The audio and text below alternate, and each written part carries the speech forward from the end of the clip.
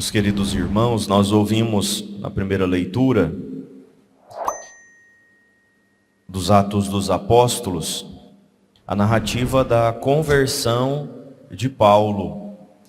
A conversão de Paulo provavelmente é uma das conversões mais frutuosas que nós temos narrado nas Sagradas Escrituras, mas também na história da igreja.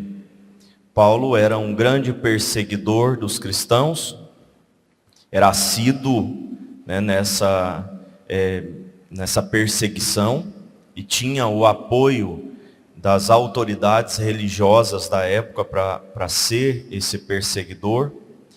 E ele perseguia em nome de uma pureza da fé, em nome de um zelo pela religião, e indo para Damasco, justamente por esse motivo, para perseguir os cristãos, ele encontra-se com Cristo no caminho. E Jesus diz: Saulo, por que me persegues? Porque quem persegue os cristãos persegue o próprio Cristo. Ele até pergunta: quem és tu, Senhor? Eu sou Jesus a quem tu estás perseguindo. Nesse momento ele cai, não enxerga mais, não consegue mais enxergar. E depois então Deus manda um homem para rezar por ele, para batizá-lo, para anunciar-lhe a sua missão de pregar aos pagãos, de converter os pagãos. E é isso que ele faz. Ele se torna o apóstolo dos gentios, ele se torna um grande propagador da fé cristã. E a conversão de Paulo, essa conversão extraordinária, um homem que era perseguidor passa a ser perseguido por causa de Cristo. Um homem que odiava os cristãos passa a dar a vida por Cristo e pelos cristãos. A conversão dele nos ensina que nós devemos lutar pela conversão de todos. E pode ser que aquela pessoa que hoje persiga a fé cristã, deboche da fé cristã, fale mal de nós, da nossa religião e da nossa fé, torne-se lá na frente um grande propagador da fé. Isso já aconteceu inúmeras vezes na história da nossa fé. De pessoas que viviam no pecado, pessoas que odiavam o cristianismo, passaram a ser grandes defensores da fé cristã com a própria vida. Nós não podemos desistir de ninguém. Mais uma vez, a liturgia vem nos ensinar. Nós devemos evangelizar a todos, não devemos desistir de ninguém. Aquela pessoa que nós desistimos, da qual nós desistimos, pode ser que seja lá no futuro um grande escolhido de Deus, ou hoje já seja um grande escolhido de Deus para lá no futuro defender a nossa fé, propagar o Evangelho. No Evangelho de João capítulo 6, grande discurso de Jesus a respeito do pão da vida, que nós vamos terminar hoje, porque amanhã a igreja celebra a festa de um apóstolo, então nós não vamos dar continuidade ao texto do Evangelho de João, mas nós chegamos no momento assim culminante do Evangelho, onde Jesus afirma com todas as letras que a sua carne é comida, o seu sangue é bebida. Quem não comer a sua carne, não beber o seu sangue, não terá vida. No desenrolar desse texto sagrado, Jesus ensina que nós devemos ter fé na sua palavra, e agora ensina que nós devemos ter fé na Eucaristia. Jesus está presente na Eucaristia e não está presente de maneira simbólica, mas está presente de maneira real. E a grande pergunta que nós podemos responder para as pessoas que não creem se Jesus está presente na Eucaristia, é justamente quem nos ensinou que Ele está presente na Eucaristia.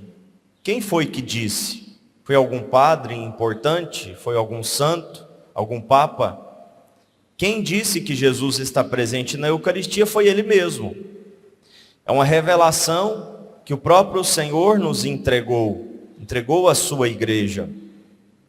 É Jesus que revela, é Jesus que diz, e Ele tem poder para realizar isso.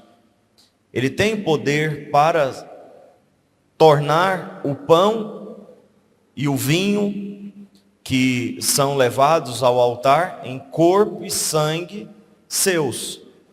Ele tem esse poder.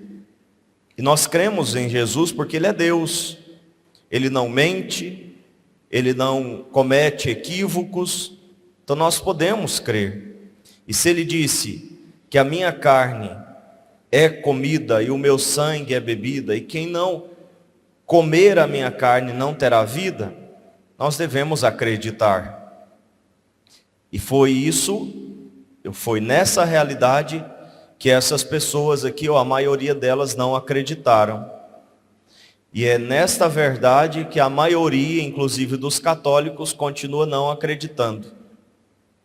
Basta a gente ver a frequência que as pessoas têm na missa. Se as pessoas, ou os católicos, crescem que Jesus está presente na Eucaristia, eles iriam à missa, pelo menos. E eles não vão. Nós sabemos que aqui no Brasil a estatística mostra que apenas 8% dos católicos frequentam a missa dominical de maneira assídua. 8%. E desses 8% que frequentam, nós não temos certeza se todos eles acreditam que Jesus está presente realmente na Eucaristia. Porque muitos vão por obrigação, ou porque alguém está pedindo para ir, porque tem que acompanhar alguém, ou por causa da força do preceito. Mas não por causa da força da fé na Eucaristia. Então, muitos aqui não creram, e nós veríamos, na sequência do Evangelho, as pessoas deixando de seguir Jesus. E Ele, inclusive, procura os apóstolos. E vocês também não vão embora? Jesus não recua nessa verdade. Ele não abre mão dessa verdade para dizer assim, vocês entenderam mal, não foi isso que eu quis dizer, não precisam ir embora. Eu estou falando que a minha carne é comida, o meu sangue é bebida, mas de maneira simbólica, e não de maneira real. Jesus não faz isso. Ele perde seguidores e inclusive confronta, desafia os apóstolos. E vocês também não vão embora? E Pedro então responde, a quem iremos, Senhor? Só Tu tens palavras de vida eterna. Queridos irmãos, vamos pedir ao Senhor, Ele que revela esta grande verdade para nós, essa feliz verdade. Claro, toda verdade é feliz, mas essa é uma verdade, ou traz uma felicidade especial. Jesus está presente na Eucaristia para nos sustentar, nos alimentar em nossa caminhada de fé. Está pertinho de nós, próximo a nós. Vamos pedir ao Senhor Jesus que aumente cada dia mais a nossa fé na Eucaristia.